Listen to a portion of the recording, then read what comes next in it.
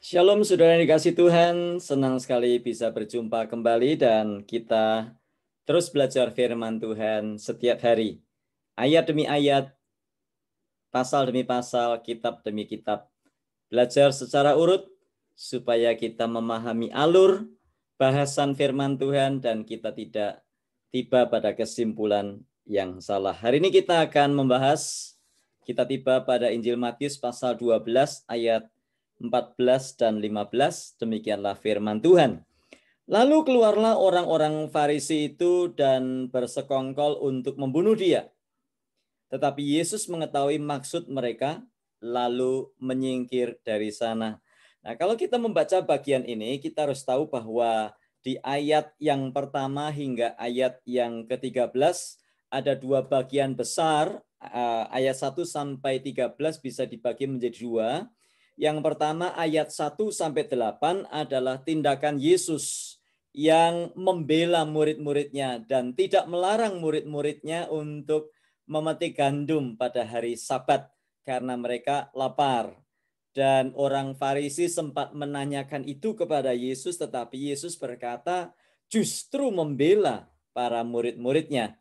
Dan kemudian kalau kita membaca ayat yang ke-9 hingga ayat yang ke-14, adalah peristiwa di mana Yesus masuk ke dalam rumah ibadat mereka dan menyaksikan ada atau menemui seorang yang mati salah satu tangannya, dan orang-orang Farisi bertanya, bolehkah menyembuhkan orang pada hari Sabat? Yesus bukan hanya sekedar menjawab boleh, tetapi Yesus langsung menyembuhkan orang itu. Nah, bagi orang-orang Farisi pada waktu itu tindakan Yesus bertentangan dengan hukum Taurat, khususnya peraturan tentang Sabat yang melarang orang untuk melakukan pekerjaan. Memetik gandum termasuk pekerjaan, lalu menyembuhkan orang termasuk melanggar peraturan Sabat, itu termasuk pekerjaan. Nah, kemudian kita membaca di dalam ayat 14, karena hal-hal seperti itulah, maka mereka, orang-orang Farisi tadi, bermaksud membunuh Yesus. Nah, sedangkan ayat 15 mencatat bahwa Yesus mengetahui maksud mereka, lalu menyingkir dari sana. Apa yang kita bisa pelajari? Yang kita pelajari adalah bahwa tindakan dan perbuatan baik yang kita lakukan tidak selamanya disukai semua orang. Selalu ada saja yang tidak suka. Bukan hanya di zamannya Yesus. Di zaman kita pun, di mana kita hidup hari ini, kita menjumpai bahwa perbuatan baik yang kita lakukan tentu juga tidak disukai oleh orang-orang tertentu. Entah kenapa.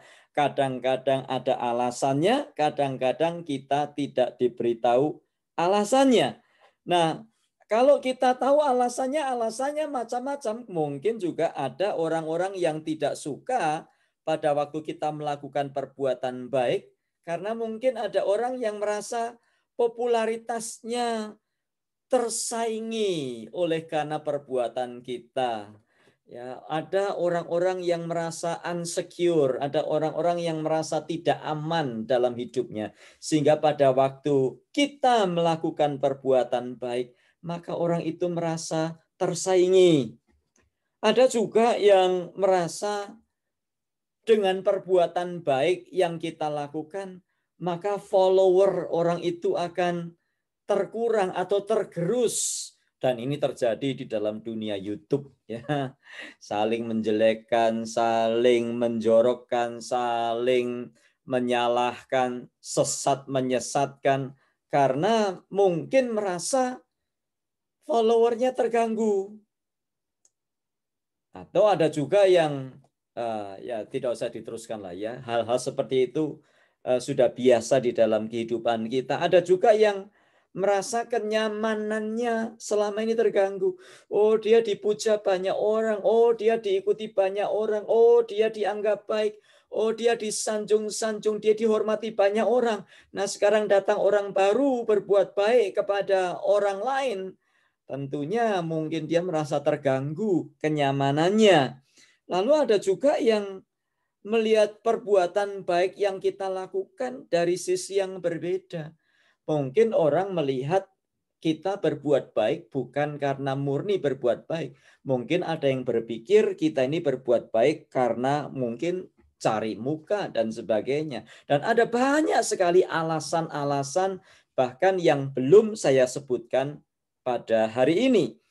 Nah, dalam hal ini tentu kita juga harus menguji diri. Apakah kita, apa yang kita lakukan, apakah motivasi kita di dalam melakukan perbuatan-perbuatan baik itu, apakah ada hati yang murni?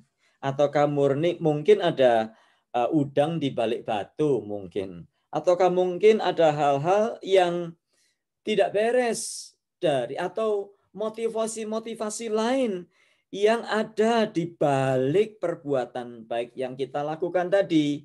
Tentunya kita harus memastikan bahwa semua yang kita lakukan murni karena kita ingin berbuat baik dan tidak menyimpang dari firman Tuhan. Kalau tujuannya salah ya jelas. Kita harus lapang dada, rendah hati, kita harus bertobat. Misalnya, saya berbuat baik supaya jemaat dari gereja lain bisa pindah ke gereja yang saya layani. Saya berbuat baik ya supaya pembantu si A bisa pindah ke bekerja di tempat saya. Saya berbuat baik supaya si A jadi kelihatan tidak baik. Itu tentunya motivasi-motivasi yang keliru yang kita harus hindarkan. Nah, kalau tujuannya salah seperti itu, kita harus berhenti dan bertobat. Hal yang kedua yang kita bisa belajar dari ayat ini adalah penyerahan kepada maksud, rencana, dan waktunya Tuhan. Nah, kita melihat bahwa Yesus tahu maksud orang Farisi untuk membinasakan dia. Yesus tidak memaksakan diri karena alasan para malaikat pasti datang melindunginya. Wah, saya nggak usah pergi dah. Saya yakin para malaikat pasti melindungi saya. Tidak, yang Yesus lakukan justru Yesus menyingkir dari tempat itu. Yesus sadar bahwa waktunya belum tiba bagi dia untuk mati. Dan itu sebabnya dia menyingkir. Dan hal ini bukanlah hal yang pertama bagi Yesus. Kalau kita membaca di pasal-pasal sebelumnya, Yesus pernah melakukan hal yang sama, menghindar dari penganiayaan. Dan nanti seiring dengan pembacaan kita di pasal-pasal selanjutnya, kita akan menjumpai hal-hal yang sama. Bahwa ketika orang-orang berusaha untuk menangkap atau membinasakan Yesus, Yesus justru menghilang. Yesus pindah menyingkir ke kota lain. Bukan apa-apa. Bukan karena Yesus pengecut. Bukan. Tetapi karena memang Yesus sadar waktunya memang belum tiba. Nah, inilah yang saya maksud bahwa penyerahan kepada maksud, rencana, dan waktunya Tuhan. Kita harus memiliki kepekaan. Apakah memang sudah waktunya ataukah bukan waktunya, ya. Jadi sekali lagi kita belajar banyak dari ayat ini. Padahal kalau kita lihat di situ, Yesus sudah banyak pengikutnya di situ. Mestinya nggak usah pergi kan, lumayan pengikutnya sudah banyak. Jadi Yesus melihat semua diizinkan Bapa supaya dia bisa memberitakan Injil Kerajaan Allah ke tempat lain. Mungkin kalau tidak ada ancaman di situ, Yesus tidak bisa berfungsi. Yesus tidak pergi ke tempat lain juga untuk memberitakan Injil damai sejahtera. Jadi hambatan yang Tuhan izinkan dalam hidup kita, jangan dipandang sebagai satu bentuk atau membuat kita ini kecil hati, putus asa. Hambatan yang Tuhan izinkan di satu tempat atau di satu area, yang kadang memaksa kita harus pergi ke tempat lain, jangan selalu dipandang sebagai kegagalan. Lalu kadang-kadang memang juga kita tidak, sikap kita juga keliru, ya. Kalau orang berpindah dari satu tempat ke tempat yang lain, lalu kita pandang sebelah mata, kita bully, lalu kita rendahkan dia dan kita katakan dia ada orang yang gagal. Belum tentu, belum tentu. Tuhanlah yang tahu segala sesuatunya. Anda dan saya kan cuma menonton. Apa hak kita mengomentari? Apa hak kita untuk menghakimi? Kita tidak punya hak untuk itu. Ya, jadi pandanglah segala hambatan yang Tuhan izinkan.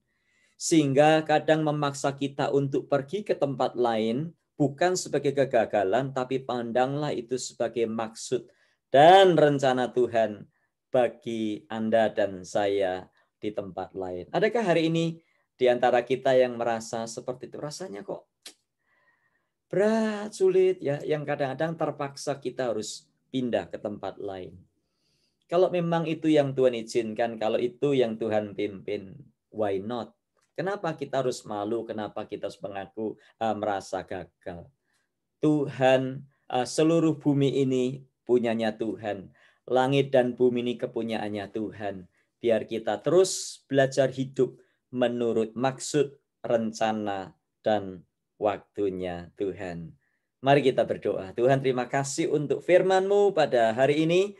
Ajari kami dari 2 ayat ini untuk belajar bahwa tidak semua yang kami lakukan, walaupun itu perbuatan baik, diterima oleh banyak orang. Tapi ajar kami juga Tuhan memeriksa motivasi. Apakah kami melakukan dengan motivasi yang murni untuk kebaikan atau mungkin ada motivasi-motivasi yang lain. Tuhan ajari kami juga melakukan segala sesuatu dengan motivasi yang murni, yang kudus untuk Tuhan dan untuk sesama saat kami berbuat kebaikan. Kalau toh kadang-kadang walaupun kami sudah melakukan banyak hal yang benar, banyak hal yang murni, banyak hal yang baik, toh kami mengalami hambatan, Tuhan ajarkan kami untuk peka akan maksud, rencana, dan waktu-Mu. Dan tolong jangan ada seorang pun yang merasa gagal, tapi tolong kami untuk melihat bahwa rencana-Mu itu besar dalam hidup kami. Terpuji Engkau kekal selamanya, berkati kehidupan kami sepanjang hari ini dalam Tuhan Yesus kami berdoa. Amin. Tuhan memberkati kita senantiasa. Sampai jumpa esok, kita akan lanjutkan di ayat-ayat selanjutnya dari Matius pasal yang ke-12. Tuhan memberkati. Amin.